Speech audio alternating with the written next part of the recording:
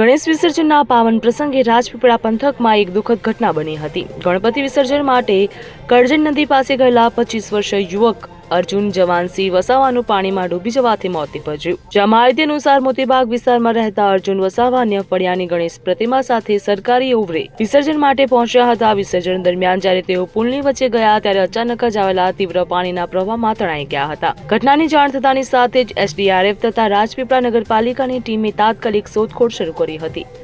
3 દિવસ સુધી સતત પ્રયત્નો કર્યા બાદ ત્રીજા દિવસે યુવકનું મૃતદેહ બહાર કાઢવામાં આવ્યું। આ દુઃખદ ઘટનાથી સમગ્ર પંથકમાં શોકનો માહોલ જોવા મળી રહ્યો છે। મૃતકના પરિવારજનો ઉપર દુઃખનો પહાડ તૂટી પડ્યો। દીપક જગપાલ સાથે CN24 ન્યૂઝ રાજપીપળા। હવે જુઓ દેશ દુનિયાની તમામ ખબરો તમારી આંગળીના ટેરવે।